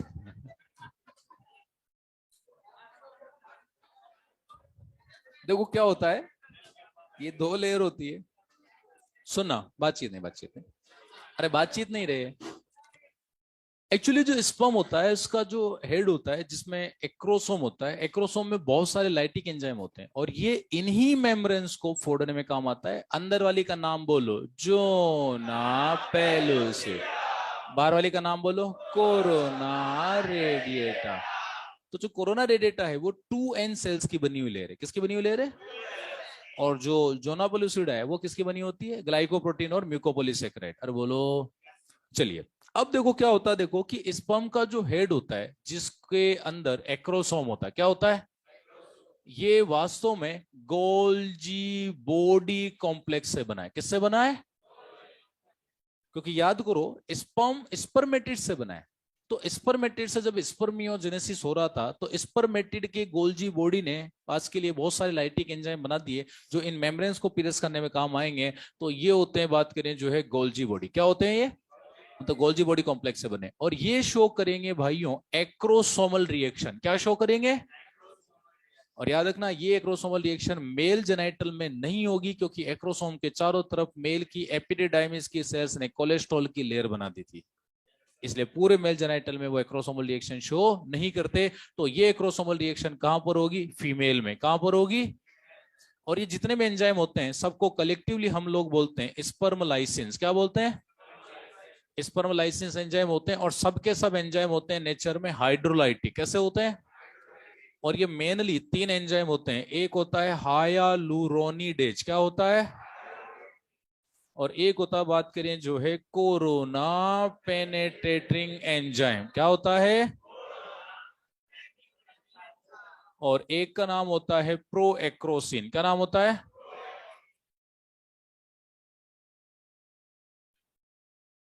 प्रोएक्रोसिन, या इसी का नाम होता है, बात करें जो है, जोनालाइसिन। क्या नाम होता है? सुनना, देखो इस एंजाइम के आगे प्रो लगा हुआ है, यानी जब तक स्पर्म मेल बॉडी में रहेगा तब तक ये एंजाइम इनएक्टिव रहेगा। जैसे फीमेल बॉडी में कैपेसिटेशन होगा वेजाइना में, उसके बाद ये एक्टिव हो जाएगा और ये प्रो एक्रोसिन से कन्वर्ट हो जाएगा किसमें? एक्रोसिन या जोनालाइसिन। ठीक है, इधर देखो। अब ये अंडा है और जरूरी नहीं है कि अंडे से एक बार में एक ही स्पर्म टकराए। अंडा स्पर्म से 1000 गुना बड़ा होता है। अच्छा, फिर भी माइक्रोस्कोपिक होता है, तो सोचो स्पर्म कितना महा माइक्रोस्कोपिक होता होगा। जरूरी नहीं है कि एक बार में स्पर्म से, एक अंडे से एक स्पर्म टकराए, मल्टीपल स्पर्म भी स्ट्राइक कर सकते हैं। कि डिटेल में तो हम लोग फर्टिलाइजेशन में पढ़ेंगे, अभी इसको सिर्फ एंजाइम को लर्न करना है। याद रखना, जैसे स्पर्म अंडे से टकराएगा सबसे पहले उसको आउटर मोस्ट 2N सेल्स की बनी हुई एक लेयर मिलेगी जिसको हम लोग बोलेंगे कोरोना रेडिएटा। क्या बोलेंगे? अब ये जो कोरोना रेडिएटा होता है, ये सेल जो होती है ना, ये आपस में टाइटली अटैच होती है, एक दूसरे से टाइटली अटैच होती है। और टाइटली अटैच इनको करवाता है कौन? हायालुरोनिक एसिड, क्योंकि वो होता है एनिमल सीमेंट। क्या होता है? तो animal cement cell to cell, cell to fibre, fibre to fibre attach करवाने का काम करता है। अरे होता है ना। तो याद रखना, इन सेल्स के बीच बीच में हाइलुरोनिक एसिड भरा हुआ है और बहुत ज्यादा वो मजबूत स्ट्रेंथ दे रहा है, कोई भी स्ट्रक्चर अंदर एंटर नहीं कर सकती। तो स्पर्म अपने बात करें, एक्रोसोम में बात करें, प्रेजेंट फर्स्ट एंजाइम हाइलुरोनिडेज को यूज करेगा। किसको यूज करेगा? और हाइलुरोनिडेज को यूज करते ही जैसे बीच का हाइलुरोनिक एसिड डिसोल्व हो जाएगा तो सेल्स लूज पड़ जाएगी। क्या पड़ जाएगी? लूज पड़ जाएगी। अच्छा, स्पर्म ने यहां टच किया है तो यहीं की सेल लूज पड़ेगी, ऐसा नहीं कि वहां की सेल लूज पड़ रही, क्योंकि अंडा तो बहुत बड़ा है। अरे बोलो। तो आसपास की 2-4 सेल लूज पड़ जाएगी क्योंकि बीच के हाइलुरोनिक एसिड को डिसोल्व कर देगा। अब ये स्पर्म अपना सेकेंड केमिकल रिलीज करेगा जिसका नाम है कोरोना पेनेट्रेटिंग एंजाइम। क्या नाम है?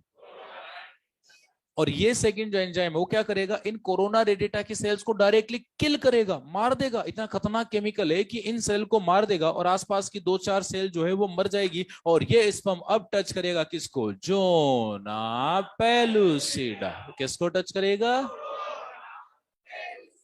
तो सुना, जैसे जोनापेलिसिडा को टच करेगा अब अपना थर्ड केमिकल यूज करेगा जिसका नाम है जोनालाइसिन। क्या नाम है? और जैसे ही जोनालाइसिन को बात करें डिसोल्व करेगा, अब ये स्पर्म डायरेक्टली टच करेगा किसको? Plasma membrane. किसको टच करेगा?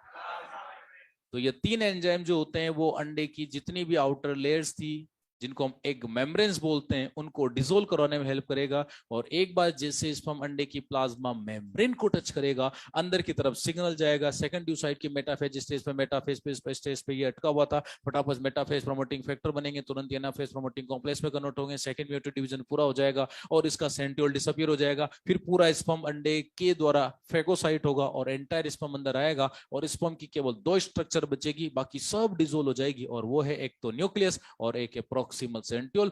बाकी की जितनी भी स्ट्रक्चर स्पर्म की वो सब डिसोल्व हो जाएगी, वो सब। क्योंकि यदि मेल ने अपने माइट्रोकॉन्ड्रिया दे दिए तो फिर तो साइटोप्लाज्मिक यूनिट मेल भी शो कर रहा है, मतलब।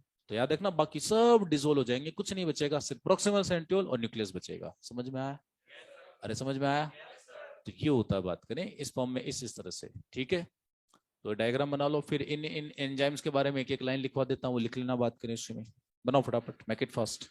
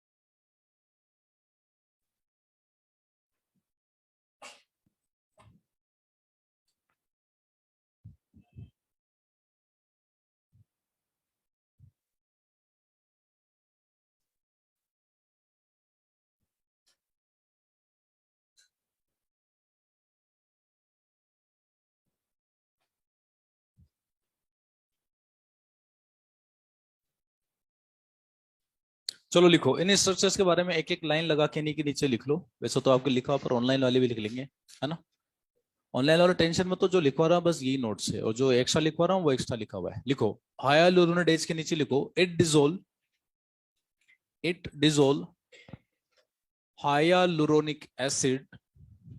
इस हायालुरोनिक एसिड के नीचे एरो लगा के लिख लो यहीं पर, it dissolve hyaluronic acid of granulosa cells. It dissolve hyaluronic acid of granulosa cells of corona radiata, of corona radiata. ठीक है, चलिए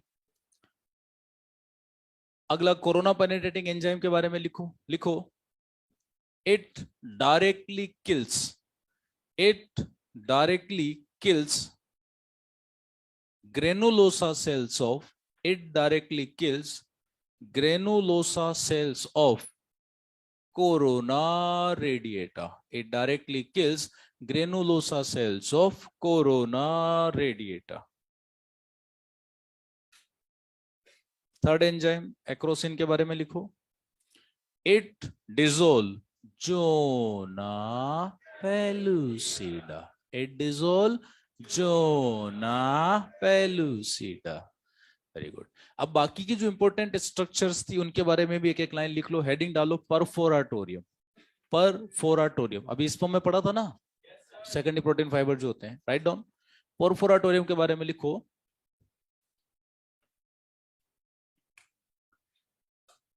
It provide rigidity. It provide rigidity to sperm head. It provide rigidity to sperm head. It provide rigidity to sperm head while penetrating to oocyte. While penetrating to oocyte. While penetrating to oocyte.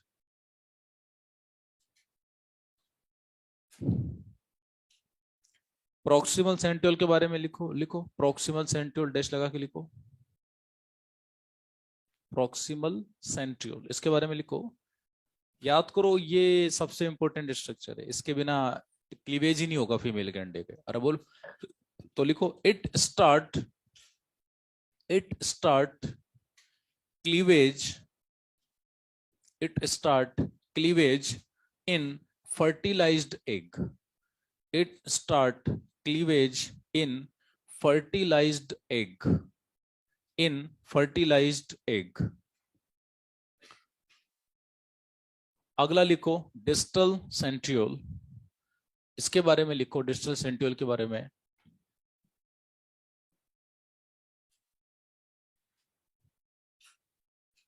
It arrange एक्सोनिमा. ये एक्सोनिमा को arrange करता बनाता मतलब. It arrange axoneme. Distal centriole it arrange axoneme. और bracket में tell लिख लेना क्योंकि एक्सोनिमा मेनली टेल ही बनाता है.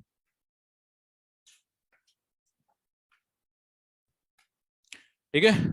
चलिए अब हम लोग पढ़ेंगे. देखो ये तो स्पर्मेटोजेनेसिस और स्पर्म हो गया. अब आता है oogenesis. लेकिन oogenesis से पहले ओवरी के स्ट्रक्चर पढ़ेंगे. इस बच्चे ने पता नहीं बाद में क्यों बना रखी, वो पहले पढ़ते हैं.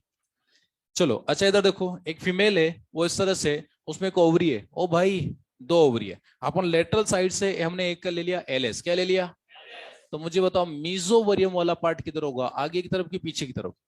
पीछे की तरफ, क्योंकि वहीं से तो आर्टरी वेन नर्व वगैरह आएगी जाएगी. अरे बोलो. तो हम लोग अब पढ़ रहे हैं स्ट्रक्चर ऑफ ओवरी. क्या पढ़ रहे हैं? Structure of ovary. एनसीईआरटी में भी दिया हुआ है. तो सुनो, ये मीजोवेरियम वाला पार्ट और ये ओवरी. ये देखो ये वाला पार्ट है मीजोवेरियम. क्या है ये? यहीं से आर्टरी वेन नर्व वगैरह आएगी जाएगी, एग्जिट एंट्री होगी. ठीक है. अब सब लोग इधर देखो. ओ इधर इधर इधर इधर काम की चीज है. सबसे बाहर वाली लेयर को हम लोग बोलेंगे विसरल पेरिटोनियम. क्या बोलेंगे? which is made up of simple squamous epithelium. ठीक है, विसल ऑर्गन है. सेकेंड नंबर पर यहां पर simple cuboidal epithelium. Simple cuboidal epithelium की बनी हुई एक लेयर होती है जिसको हम लोग बोलेंगे जर्मिनल एपिथेलियम. क्या बोलेंगे? फिर व्हाइट फाइब्रस कनेक्टिव टिश्यू की एक लेयर होती है. व्हाइट फाइब्रस कनेक्टिव टिश्यू की एक लेयर होती है, इसको हम लोग बोलेंगे ट्यूनिका एल्बुजिनिया. क्या बोलेंगे? which is made up of white fibrous connective tissue. एक मजबूत टिश्यू होता है. अब पता है क्या होता है? ओवरी का जो ये टोटल बात करें, इसका जो ये है टिश्यू है, सेंटर में ब्लड वेसल लिम्फ वेसल का एक डेंस नेटवर्क होता है और उस वाले पार्ट को हम लोग बोलते हैं मेडुला. क्या बोलेंगे? और पेरीफेरल पार्ट को हम लोग बोलेंगे कॉर्टेक्स. क्या बोलेंगे? और दोनों को मिलाकर हम लोग बोलेंगे स्ट्रोमा ऑफ ओवरी. क्या बोलेंगे? अच्छा एक बात बताना, ये जो ओवरी है ठीक है फीमेल में बनी, लेकिन इसमें जो ऊगोनिया आएगी वो तो एक्चुअली ना पीजीसी थी. क्या थी? जो भी आज आते मैंने लिखवाई थी. अरे बोलो. तो पीजीसी बनी थी ट्रोफोब्लास्ट के डिवीजन से, और ट्रोफोब्लास्ट बाद में आउटर मोस्ट लेयर कोरियन, फिर वो वहां से निकली योक से. और योगशय से निकलकर फीमेल की ओवरी में आ जाएगी। तो कलर में ब्लू रख रहा हूं और पूरे चैप्टर में मैं ब्लू कलर से बनाऊंगा oogonia जब भी बनाऊंगा। तो देख इधर देखो, यहां पर क्या होती है, एम्ब्रियोनिक कंडीशन में ही योगशय डिस्ट्रॉय हो उससे पहले ही बहुत सारी बात करें उगोनिया, एक्चुअली इनका नंबर करोड़ों में होता है क्योंकि हम सेल की बात कर रहे हैं। किसकी बात कर रहे हैं? और सेल तो करोड़ों में आएगी। अरे बोलो। तो ये होती है, लेकिन सारी की सारी कोर्टेक्स पार्ट में होती है, मेडुला में नहीं होती। ठीक है, तो ये जो स्ट्रक्चर है इसको हम लोग बोल रहे हैं उगोनिया। क्या बोल रहे हैं? अब सुनना, स्पर्मेटोगोनिया को हम स्पर्मेटोगोनिया सिर्फ तब तक बोलते हैं जब तक उसमें स्पर्मेटोजेनेसिस प्रोसीजर स्टार्ट नहीं हो जाता। एक बार उसमें माइटोसिस और ग्रोथ हुआ तो ग्रोथ के बाद हम उसको प्राइमरी स्पर्मेटोसाइट फिर सेकेंडरी स्पर्मेटोसाइट बोलते हैं। तो एक बात बताओ, ऊगोनिया में जब ऊजेनेसिस स्टार्ट होगा तो इसी चीज को फिर आप बोलोगे ऊसाइट। क्या बोलोगे? अरे बोलो। बिल्कुल ऊसाइट बोलेंगे, प्राइमरी ऊसाइट सेकेंडरी ऊसाइट। हाँ वो अलग बात है कि सेकेंडरी ऊसाइट की मेटाफेज स्टेज में अरेस्ट हो जाता है। अरे बोलो। लेकिन सुनना, एक वर्ड आता है फॉलिकल। क्या आता है? वो भी हम लोग बोलेंगे, लेकिन वो क्यों बोलेंगे अभी समझाता हूं मैं। जो पहले एक क्वेश्चन का आंसर दो। ये जो ब्लू कलर का है सेल है, ठीक है, करोड़ों में आती है, हम लोग को तो पढ़ने साल लोग। ऊगोनी आती, जब इनमें ग्रोथ होती तो प्राइमरी, फिर मियोसिस होता तो सेकंड, इस पर ऊ साइट हम लोग इनको बोलना स्टार्ट कर देंगे। यानी ऊगोनिया में जब डिवीजन स्टार्ट होगा तो ऊ साइट कहलाएगी। फॉलिकल क्या होती है अभी बताता हूँ। हर महीने हर फीमेल में, हर मेस्ट्रोसाइकिल में एक ओवरी एक्टिवेट होगी और एक ऊगोनिया जो है सेकेंडरी ऊसाइट की मेटाफेज स्टेज में बाहर आ जाएगी कोरोना रेडिएटर जोना पुलिसुडा के साथ। अरे बोलो।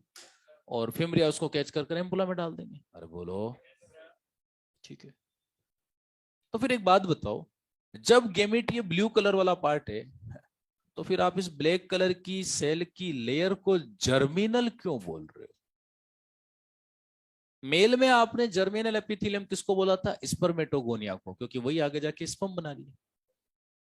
तो यहां तो गेमिट इस ब्लू वाली सेल से बन रहा है जो कि यूगोनिया, जो कि वास्तव में पीजीसी है, एक्स्ट्रा एम्ब्रियोनिक मेसोडर्मल है। ठीक है, जब गेमिट ये ब्लू वाला पार्ट है तो आप इस ब्लैक वाली सेल को जर्मिनल एपिथेलियम क्यों बोल रहे हो? हाँ, इससे कहा राइज होगी, वो तो पीजीसी है दोस्तों। ये ब्लू कलर वाली जो सेल है तो पीजीसी है, वो तो बाहर वाली आउटर एड सेल से बनी। और हमारी पूरी बॉडी में सब कुछ आ गया, ओवरी जर्मिनल एपिथेलियम भी आ गया, वो हमारी इनर एड सेल मास से बना जिसको हम एम्ब्रियोन एंड नोब बोलते हैं। बोलो, आप इस ब्लैक कलर की सेल को जर्मिनल एपिथेलियम क्यों बोल रहे हो? अचीवर में हम लोग,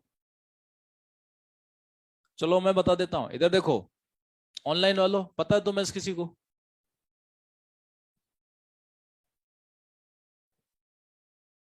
हाँ, ये ऑनलाइन के साथ आईपीएल मत देखा करो।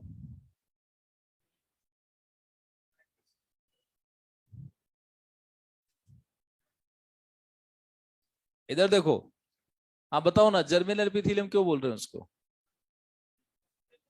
क्या बोल रहे हैं? बोलने दो, बोलो ना।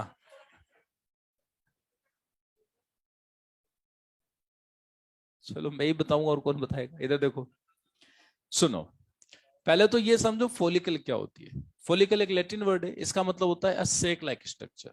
क्या होता है समझो, देखो सुनो, ऊगोनिया में जब डिवीजन स्टार्ट होता है तो हम उसको ऊसाइड बोलना शुरू कर देते हैं। यानी once it comes in oogenesis procedure तो आप उसको फिर ऊसाइड बोलना शुरू कर दोगे, प्राइमरी सेकेंडरी जो भी है उसकी।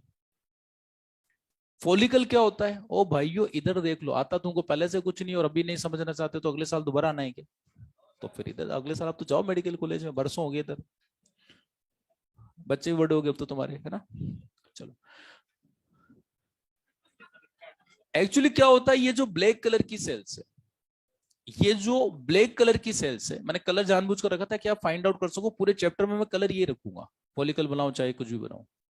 एक्चुअली ये जो सेल है एम्ब्रियोनिक कंडीशन में ये सब आ जाती है, छठे महीने में आ जाती है, एम्ब्रियोनिक कंडीशन का छठवां महीना, 6th मंथ। ये सारी उगोनिया फोली ओवरी में आ जाती है, यानी फीमेल अभी खुद एम्ब्रियो है और उसमें जिंदगी भर के गेमेट बन चुके हैं अभी से। यानी हम लोग 50% हमारी नानी के यूट्रस में ही तैयार हो गए थे, क्योंकि ये हमारी माँ की ओवरी है, इससे हम बने। और ये तब बना था जब माँ खुद 6 मंथ की एक एम्ब्रियो थी और ये सब नानी के यूट्रस में चल रहा है, फिर वो माँ पैदा हुई और इसी अंडे से हम पैदा हुए। अरे बोलो। तो हम 50% अपनी नानी के उटरस में तैयार हो गए थे। सोचो कितना शानदार रिवोल्यूशनरी कॉन्सेप्ट है। अब ये जो ऊगोनिया है ये क्या है कि बन गई और इसमें डिवीजन स्टार्ट हो रहा ही था कि उसी टाइम ये जो ब्लैक कलर की सेल है इनमें हुआ डिवीजन। क्या हुआ? और डिवीजन करके सेल माइग्रेट करके अंदर आई और जितनी भी उगोनियां थी, एक्चुअली शुरू में करोड़ों होती, सेल पड़ रही है, मतलब करोड़ों सेल इतनी सी तो होती क्या है, ठीक है।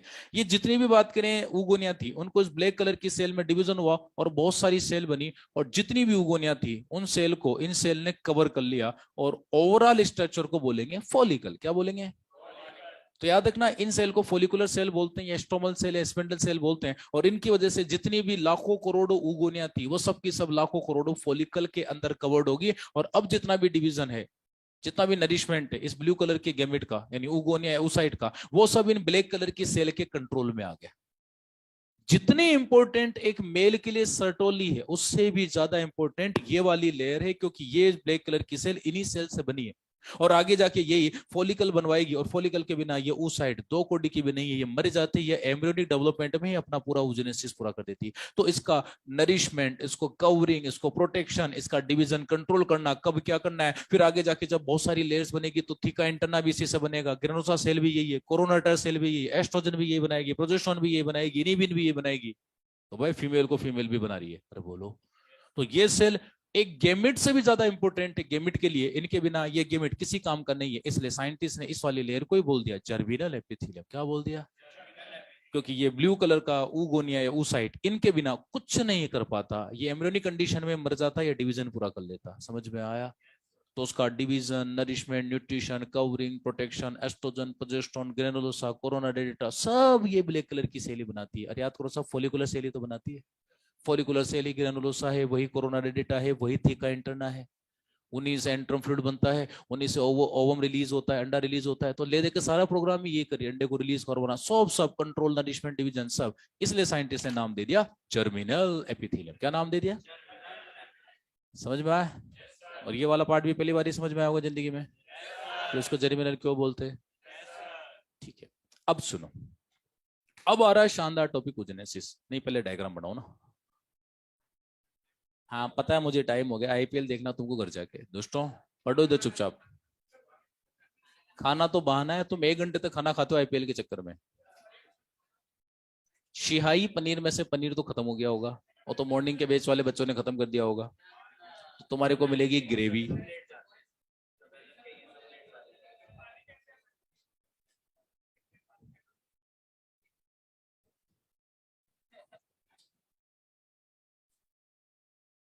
शिहाई पनीर, जिसमें मैस वाले क्या करते हैं, मार्केट जाते हैं, खूब सारे प्याज, लहसुन, आलू पटक देते हैं उस ग्रेवी में। फिर वो क्या करते हैं, 50 ग्राम पनीर लेके आते हैं और उसके 3-4 बड़े बड़े टुकड़े करके उसको ऊपर फैला देते हैं। बोलो ये है शाही पनीर, खाओ।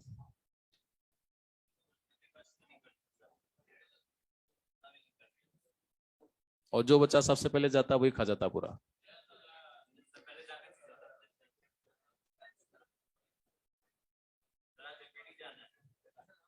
क्यों? बर्थडे आज तेरा है? शादी की एनिवर्सरी है? बच्चे क्या, शादी की एनिवर्सरी है, देखो इसकी।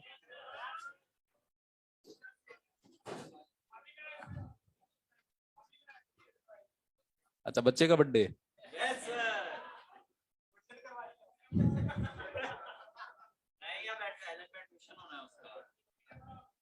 अच्छा, बच्चा सेलेक्ट हो गया नीट में।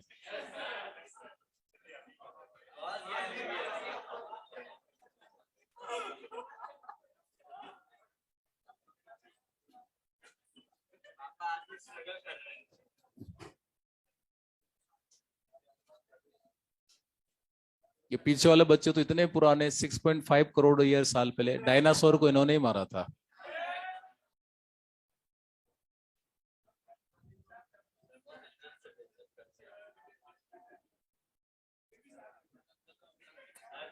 अच्छा चलो ठीक है, रुको। ठीक है, आज जल्दी छोड़ो, नहीं पढ़ा रहा। अब सुनो, अगले 5 लेक्चर मैं आपको पहले बता देता हूं, ऑनलाइन वालों तुम लोग भी सुन लो। नेक्स्ट 5 लेक्चर गलती से भी मिस मत करना, क्योंकि oogenesis, then development of Graafian follicle, और उसमें मेस्टोसाइकिल। और इन 5 टॉपिक से आपका पूरे चैप्टर के 80% क्वेश्चन आते हैं, क्योंकि हार्मोन वाला पूरा पार्ट यहीं से आएगा। और सुनना, कल का ओजोनेसी समझ में नहीं आया तो परसों का ग्राफेन फॉलिकल समझ में नहीं आएगा, और वो नहीं आया तो मेस्ट्रोसाइकिल मरे भी समझ में नहीं आएगा, क्योंकि मैं पूरा पार्ट इन अगले की शुरुआत के 2 लेक्चर में पढ़ा देता हूँ। तो गलती से भी क्लास मिस मत करना, नहीं तो बाद में मत बोलना कि सर आपने बोला था मैं हार्मोन याद कराऊंगा। हार्मोन तभी याद होंगे जब पूरी क्लासेस अटेंड करोगे। ठीक है, चलिए फिर आज जल्दी छोड़ देता हूँ, बाकी का सी यू नेक्स्ट क्लास।